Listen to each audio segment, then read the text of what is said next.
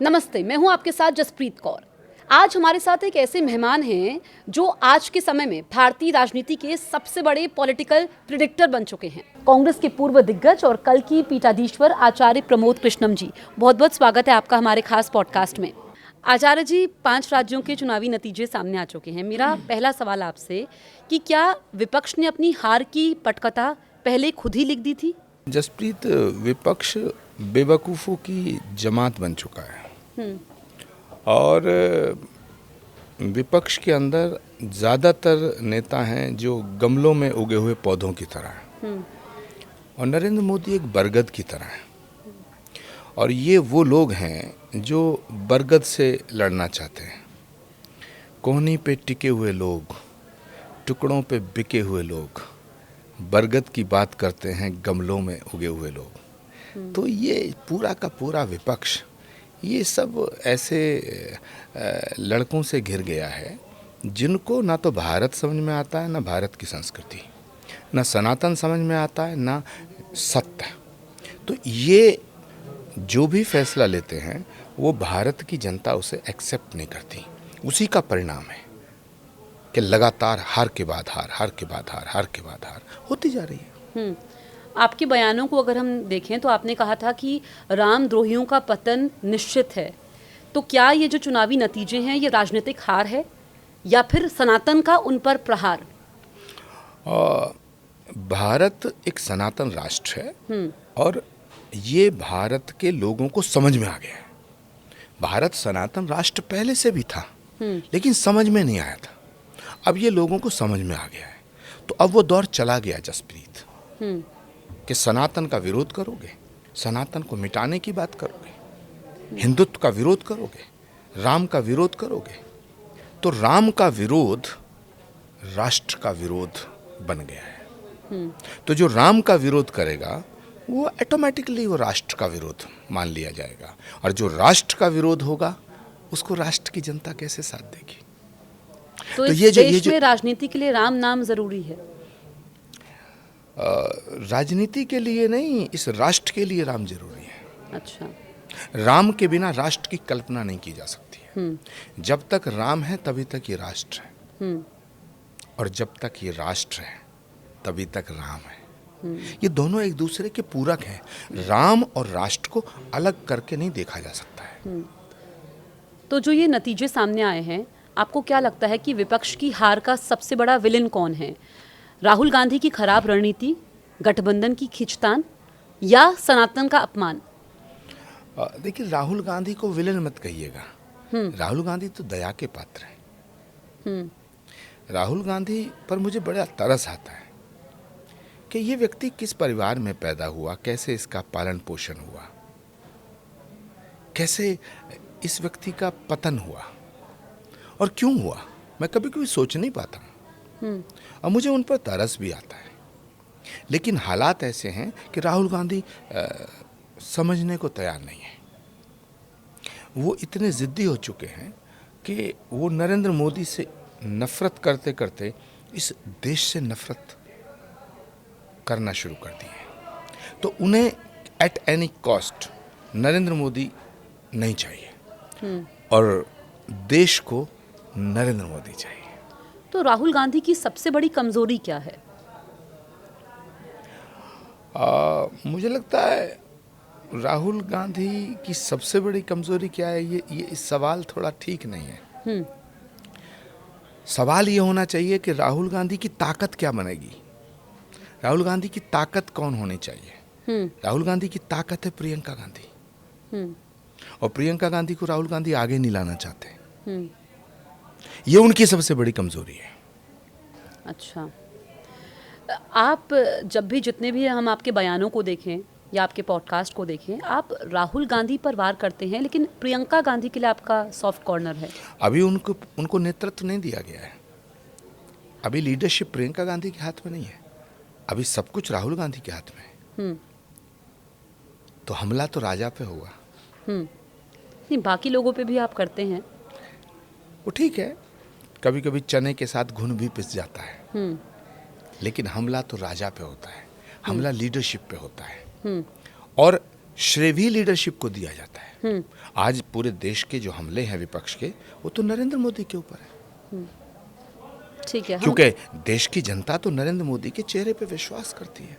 ये जो वोट है, ये नरेंद्र मोदी के नाम पे वोट पड़ा। तो आपको लगता है कि चाहे हम राहुल गांधी की बात करें, कांग्रेस की बात करें या बाकी विपक्षी दलों की बात करें, मोदी विरोध की वजह से इनका ये हाल हो रहा है, हश्र ये हो रहा है? नहीं, सनातन विरोध। मोदी तो सनातन का चेहरा है। मोदी तो धर्म का चेहरा है। मोदी धर्म का चेहरा बन चुके हैं। मोदी धर्म का पर्याय बन चुके हैं। यदि राम राज्य की कल्पना महात्मा गांधी ने उस समय की, महात्मा गांधी ने उस समय कहा कि भारत में राम राज्य होना चाहिए, तो अगर आज महात्मा गांधी होते तो वह नरेंद्र मोदी को राम राज्य का प्रतीक मानते। हम बंगाल की तरफ चलते हैं। बंगाल के नतीजों ने सबको चौंकाया।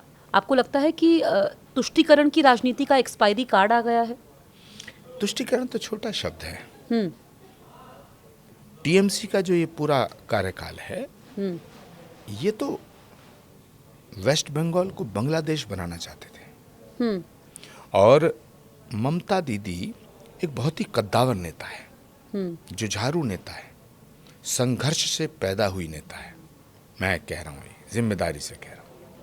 मैं ममता जी का बड़ा सम्मान करता हूँ, लेकिन कुछ ऐसी ताकतें थीं जिनमें विदेशी ताकतें भी थीं, जो बॉर्डर स्टेट को भारत से अलग करने का एक कॉन्स्पिरेसी, एक बहुत बड़ा षड्यंत्र रचा जा रहा था। उनमें बांग्लादेश, वेस्ट बंगाल भी था। अगर ममता दीदी इस बार जीत गई होती, या ये कहिए इस बार वहाँ भाजपा नहीं जीतती, सरकार भाजपा की नहीं बनती, तो हम वेस्ट बंगाल से हाथ धो बैठते। वेस्ट बंगाल हमारे हाथ से चला जाता। तो यही उनकी हार का सबसे बड़ा कारण है? नेताजी सुभाष चंद्र बोस, रामकृष्ण परमहंस, स्वामी विवेकानंद, गुरुदेव रविंद्रनाथ टैगोर, साहित्य, कला, संगीत, साधना की धरती है बंगाल। तो उस बंगाल में जो पैदा हुआ है, उसमें वंदे मातरम का जागरण हो गया। और वंदे मातरम जब जागृत हुआ तो राष्ट्र जागृत हो गया। और जब राष्ट्र जागृत हुआ तो तमाम राष्ट्र विरोधी परास्त हो गए।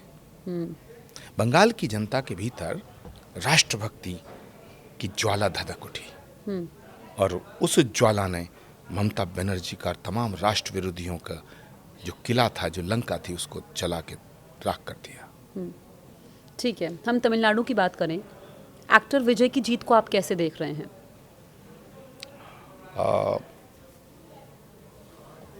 तमिलनाडु की जनता की मासूमियत और भोलापन, वो अनएक्सपेक्टेड लीडरशिप पैदा करता है।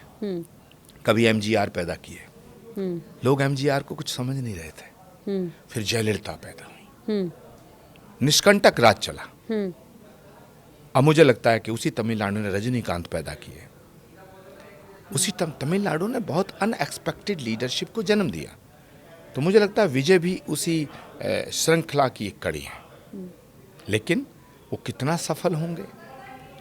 उनके सिर पे राहुल जी का राहु बैठ गया है, कैसे चला पाएंगे?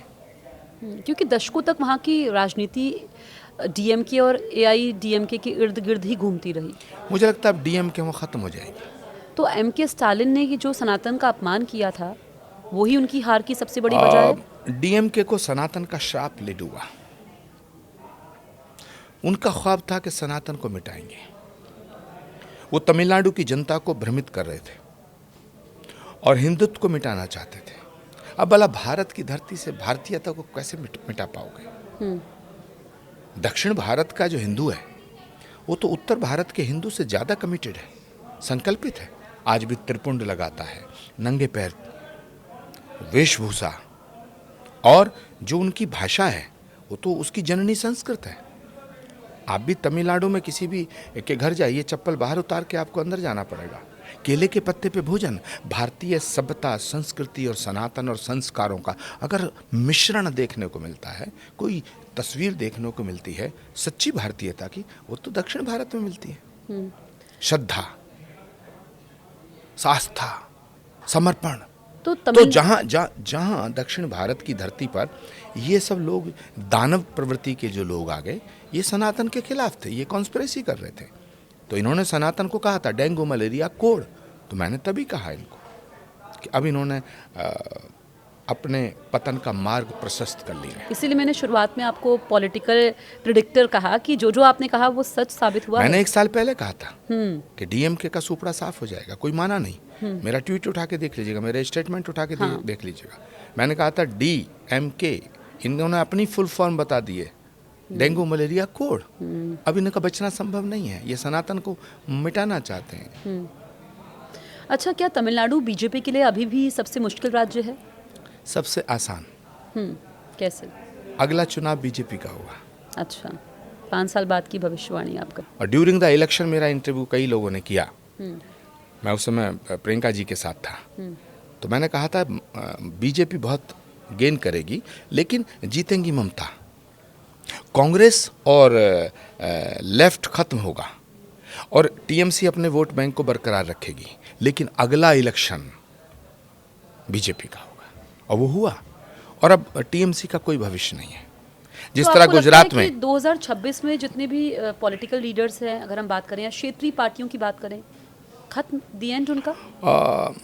ऐसा समझिए जैसे गुजरात के अंदर कांग्रेस का गढ़ था, मध्य प्रदेश कांग्रेस का गढ़ था, इवन हरियाणा भी कांग्रेस का ही गढ़ रहा है। और बहुत से ऐसे स्टेट हैं जिसमें आंध्र प्रदेश भी है, जिसमें केरल भी है, जिसमें तमिलनाडु एक ज़माने में बहुत बड़े बड़े नेता वहाँ से हुए, जी के मूपनार एंड के करुणाकरण हमारे केरल से हुए। तो विषय ये है कि कम टू द पॉइंट कि अब बंगाल के अंदर टीएमसी कभी नहीं पनपेगी। जिस तरह गुजरात में भाजपा आई तो लोगों ने कहा कि अगली बार कांग्रेस आ जाएगी, फिर लोगों ने कहा इस बार आ जाएगी, फिर अहमद पटेल बहुत बड़े नेता थे और रणनीतिकार थे, उनको जिम्मेदारी दी गई, फिर लोगों ने कहा कि अब कांग्रेस आ जाएगी, लेकिन लगातार हारते रहे। ऐसे ही मध्य प्रदेश में जब उमा भारती जी को दिग्विजय सिंह जी को हरा के उमा भारती जी को चीफ मिनिस्टर बनाया गया और बीजेपी की सत्ता आई, तो लोगों ने कहा कि एक बार बीजेपी रहेगी फिर कांग्रेस आ जाएगी, लेकिन वहाँ लगातार 15 साल से और कांग्रेस के लिए अच्छी खबर सिर्फ केरलम से आई है। ऐसे उत्तर प्रदेश, ऐसे बिहार, तो धीरे धीरे करके सब खत्म हो गया। तो आप ये आज की बात को नोट कर लेना, अब टीएमसी खंड खंड हो जाएगी। अच्छा। और टीएमसी का वहाँ कुछ नहीं बचेगा। और ममता जी की जो अभी अवस्था है, ममता जी का जो अभी जो एज फैक्टर है वो भी धीरे धीरे अब बढ़ेगा। तो ये दीदी का चैप्टर क्लोज है। और डीएमके खत्म हो गया। डीएमके भैया बहन और परिवार में टुकड़े हो जाएंगे। और अभी तो डीएमके के ऊपर जो ईडी सीबीआई की दृष्टि पड़ेगी तो उसमें सारे तिहाड़ में नजर आएंगे। ठीक है, आपने कांग्रेस के पतन की बात की, क्षेत्रीय पार्टियों के पतन की बात की, लेकिन इन चुनावी नतीजों में केरलम से कांग्रेस के लिए अच्छी खबर आई है। अब कहीं तो कांग्रेस को भी रहने दो।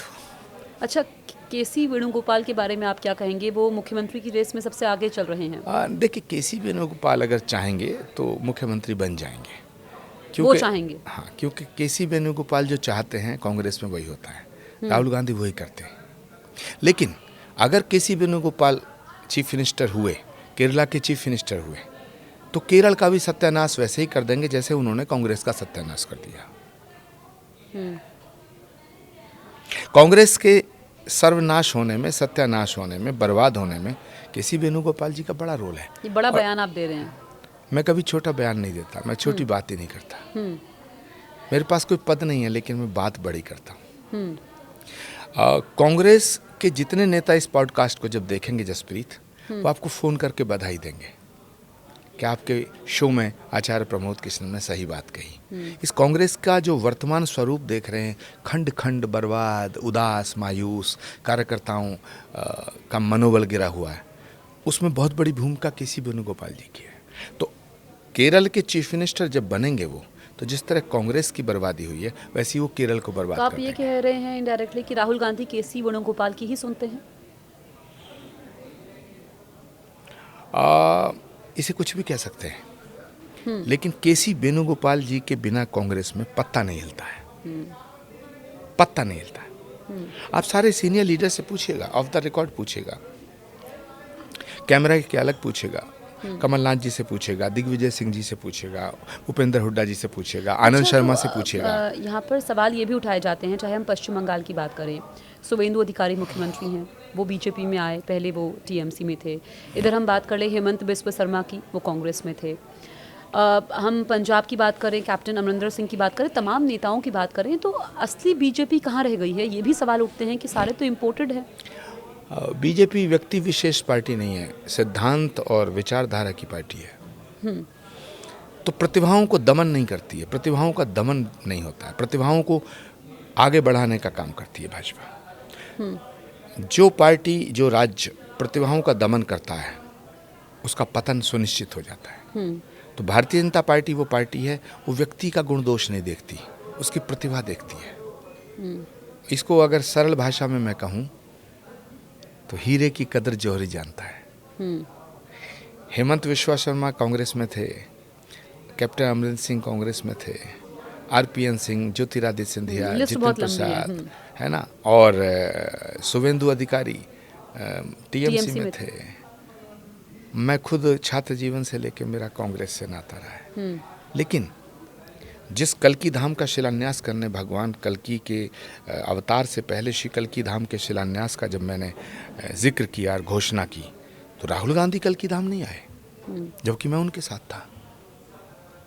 यहाँ तक कि प्रियंका गांधी जी को भी वहाँ आने नहीं दिया, जबकि मैं उनके साथ था।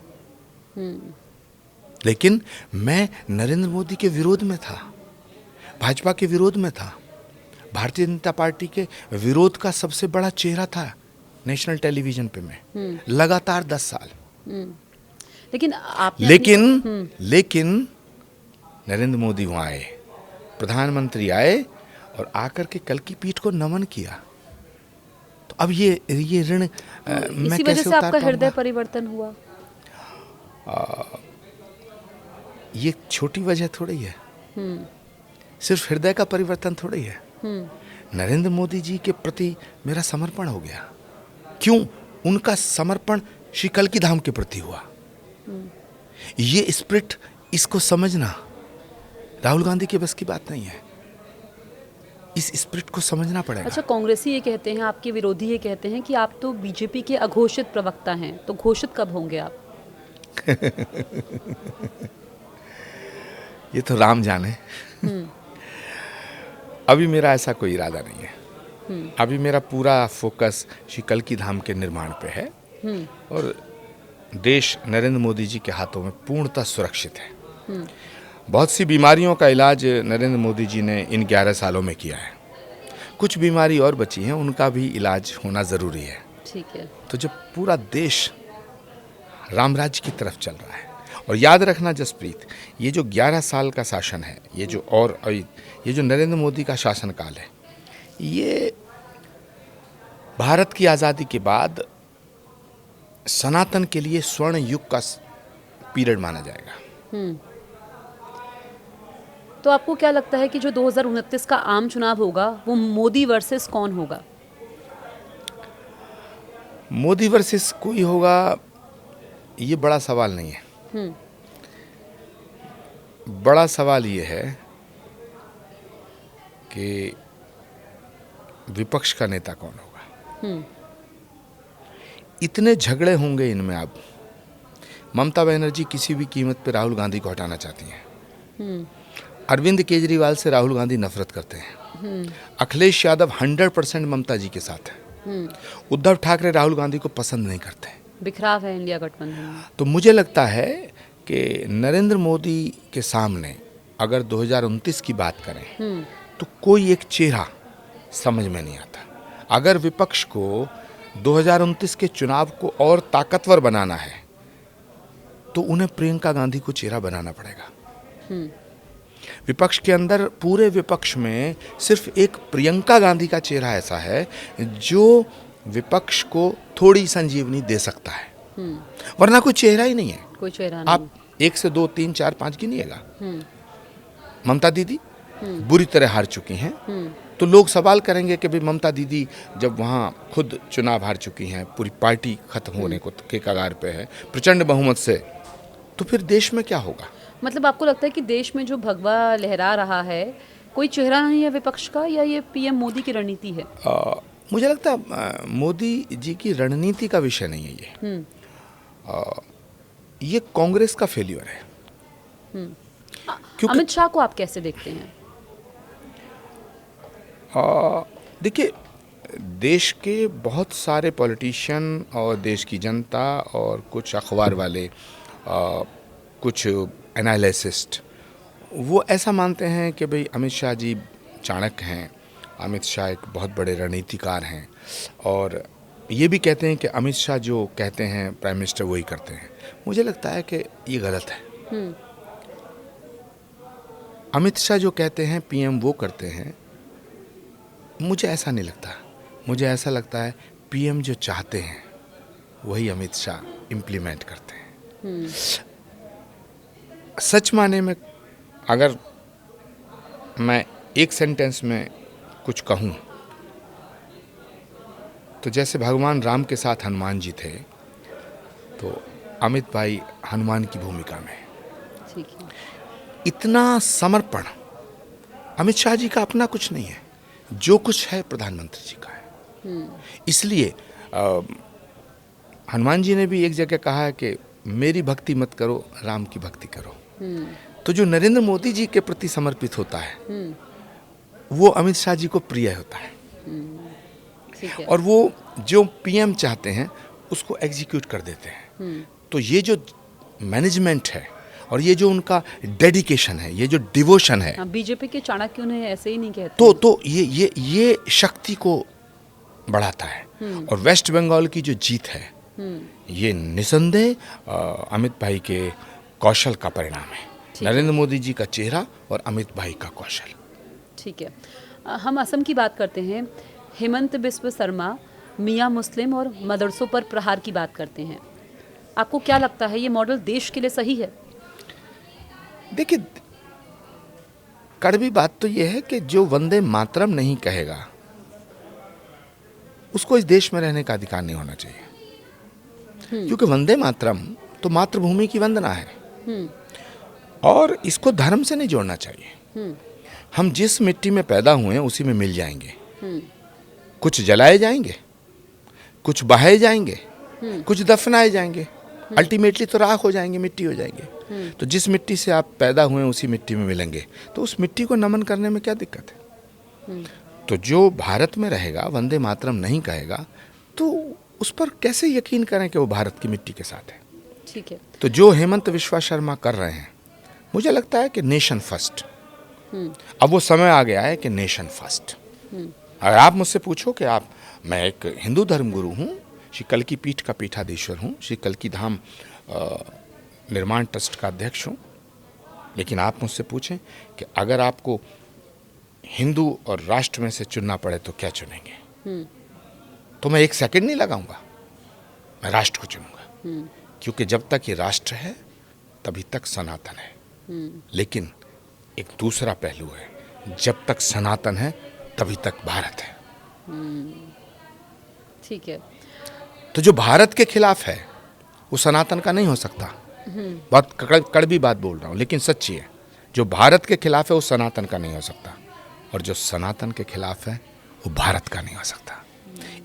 इन विपक्षी दलों के इस तरह की पराजय में ये सबसे बड़ी बात है। मतलब जो सनातन का अपमान रहा है, बड़ा मुद्दा रहा है। डेफिनेटली।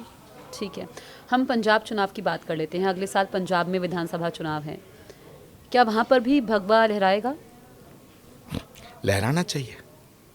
भगवा हमारे शौर्य का कलर है, भगवा हमारी संस्कृति का कलर है, भगवा पंजाबियत का रंग है, भगवा हमारे बलिदानियों की शान है। तो क्यों नहीं लहराना चाहिए? और पंजाब तो गुरुओं की धरती है, पंजाब तो सनातन की धरती है। राघव चड्ढा, जिनको पंजाब का सुपर सीएम कहा जाता था, अब वो बीजेपी में है, क्या वो नैया पार लगवा पाएंगे? राघव बहुत अच्छे इंसान है। पता नहीं क्या हो गया, क्यों हो गया, कैसे हो गया, ये तो वो जाने। लेकिन अच्छी जगह है। राष्ट्रभक्तों के साथ है, नरेंद्र मोदी जी के साथ है। और पंजाब का जो चुनाव होगा वो बहुत बड़ा महाभारत होगा इस बार। लेकिन दो जगह ही वोट बटेगा। एक तरफ भारत खड़ा होगा, एक तरफ पाकिस्तान खड़ा होगा। तो पंजाब का चुनाव पाकिस्तान समर्थक और भारत समर्थक, क्योंकि पंजाब के ऊपर देश को तोड़ने वाले लोगों की नजर है। इंटरनेशनल कॉन्स्पिरेसी का केंद्र है इस समय पंजाब। तो पंजाब का जो ये चुनाव है ये बहुत ज़्यादा इम्पोर्टेंट है। इसीलिए मैं भारत के माननीय प्रधानमंत्री जी से, गृह मंत्री जी से और तमाम भारत के उन लोगों से जो भारत, जिनके दिल में भारत बसता है, तो पंजाब के चुनाव को उस दृष्टिकोण से लेना चाहिए। पंजाब को हल्के में नहीं लेना चाहिए। बीजेपी के लिए पंजाब में क्या जरूरी चुनौती है। पंजाब बीजेपी के लिए बहुत बड़ी चुनौती है। ठीक है। और एक बात और कह रहा हूं, वहां आम आदमी पार्टी की सरकार है। कांग्रेस भी अपना मुकद्दर आजमाएगी। भारतीय जनता पार्टी वहां लगातार प्रयास कर रही है। लेकिन जसप्रीत, अकाली दल को हल्के में मत लेना। अच्छा, अब तो रहा है अलग। लोग समझ रहे हैं कि अकाली दल खत्म हो गया है, हल्के में मत लेना। ठीक है, बड़ी बात आपने कही है। अच्छा, हम उत्तर प्रदेश की भी बात कर लेते हैं। जो उत्तर प्रदेश का अगले साल विधानसभा चुनाव वहाँ पर होने हैं, वो देश की राजनीति की दिशा तय करेंगे आगे के लिए? नहीं, उत्तर प्रदेश के चुनाव में मुझे नहीं लगता कि ज़्यादा कोई कठिनाई बीजेपी को है। क्योंकि अखिलेश यादव जी की जो पार्टी है वो मुल्ला पार्टी सिद्ध हो चुकी है। उसको जनता मानती है कि ये सिर्फ मुस्लिम लीग की तरह काम कर रहे हैं वो लोग। और वो जो कॉन्स्पिरेसी कर रहे थे, जो उनकी ताकत थी, उनकी ताकत क्या थी? हिंदू धर्म को जातियों में बांट दो। जातियों में जब विभाजन हो जाएगा तो हिंदुत्व पोलराइज नहीं होगा। तो ये उनकी ताकत थी, जिस वजह से वो 2024 में काफ़ी सीटें लोकसभा में जीते। बट ये बात तब तक हिंदुओं को समझ में नहीं आई थी। अब उत्तर प्रदेश के हिंदुओं को ये बात समझ में आ गई है कि ये सत्ता के लिए तुम्हें बांटना चाहते हैं। ये ना यादव के हैं, ना दलितों के हैं, ना ब्राह्मणों के हैं, ना अगड़ों के हैं, ना पिछड़ों के हैं। ये अपनी कुर्सी के हैं, ये अपनी सत्ता के हैं। तो मुझे लगता है कि उत्तर प्रदेश के चुनाव में फिर एक बार भारतीय जनता पार्टी की विजय होगी। ठीक है। क्या कांग्रेस हिंदुओं से डिस्कनेक्ट हो गई है? देखिए, मैं कुछ बोलूं वो इम्पोर्टेंट नहीं होता है। जो पब्लिक के दिमाग में है, ये परसेप्शन जो है वो बड़ी बात होती है। ठीक है। भारत की जनता के दिमाग में एक परसेप्शन क्रिएट हो रहा है कि कांग्रेस ईसाइयों की और मुसलमानों की पार्टी है। ठीक है। और जब ये परसेप्शन बन गया है तो आप कैसे जीत पाएंगे? और ये परसेप्शन ऐसे नहीं बना है, ये इनके कारनामों से बना है। राहुल गांधी बयान देते हैं जयपुर के अंदर कि मैं हिंदुत्व को मिटा दूंगा। खड़गे कहते हैं सनातन को मिटा देंगे। डीएमके कहता है सनातन, और सब एक सारे सनातन विरोधियों का एक गैंग बन गया है।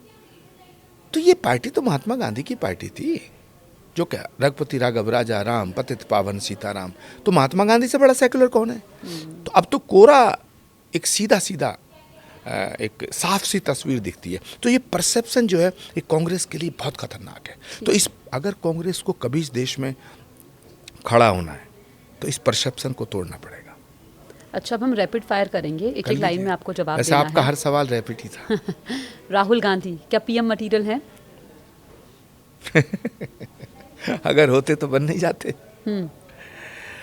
अगर होते तो बन नहीं जाते। ममता बनर्जी? किस्सा खत्म। प्रियंका गांधी? एक ऐसी दास्तान जो अब किताबों में नजर आएंगी। ठीक है। इतिहास में नजर आएंगी। प्रियंका गांधी? हाँ, एक ऐसी कहानी जिसको लोग पढ़ नहीं पाए, जिसे पढ़ना चाहते थे। गहरी बात कही है। राघव चड्ढा? खिलता हुआ कमल।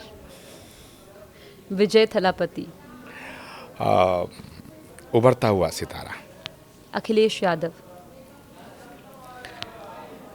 नैया भंवर में है, कश्ती भंवर में है, बड़ा मुश्किल है। योगी आदित्यनाथ।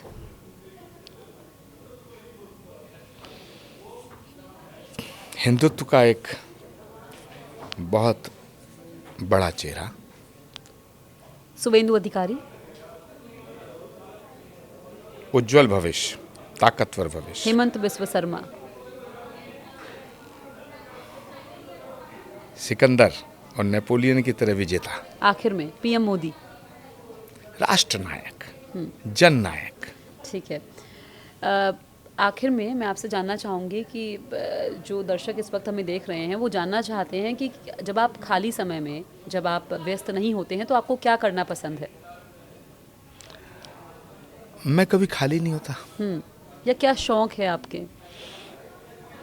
मुझे गीत लिखना अच्छा लगता है, मुझे गीत सुनना अच्छा लगता है, लेकिन उसको आप ये मत कहो वो खाली हुए और गीत सुने, वो ठीक नहीं है। संगीत अगर जीवन में नहीं है तो जीवन नीरस है। तो संगीत एक साधना है। इसीलिए मैं लिखता भी हूँ, मैं गाता भी हूँ, मैं सुनता भी हूँ, मैं सुनाता भी हूँ। तो जसप्रीत, सच बात तो ये है कि सुनो सुनाएं ए दुनिया वालों, हमारी कैसे गुजर रही है। मेरा एक नया एक गीत है, सुनो सुनाएं ए दुनिया वालों, हमारी कैसे गुजर रही है। ना दर्द बस में, ना आह बस में, ना दर्द बस में, ना आह बस में, समझ लो ऐसे गुजर रही है। वाह, बहुत ही सुंदर। और मुझे लगता है कि हम इतनी देर से हम चर्चा कर रहे थे, समय का पता ही नहीं लगा। फिर हम फिर से बातचीत करेंगे अगले पॉडकास्ट में। डेफिनेटली। आप हमारे स्टूडियो में आए, आपने समय निकाला, इसके लिए आपका बहुत बहुत शुक्रिया। धन्यवाद जसप्रीत। और आप सभी लोगों ने जिन्होंने हमारा पॉडकास्ट देखा, आपको हमारा पॉडकास्ट कैसे लगा, आप हमें कमेंट ज़रूर करिए। और आप न्यूज़ 18 इंडिया देखते रहिए। अगर अभी तक आपने हमारे यूट्यूब चैनल को सब्सक्राइब नहीं किया है, तुरंत सब्सक्राइब करिए।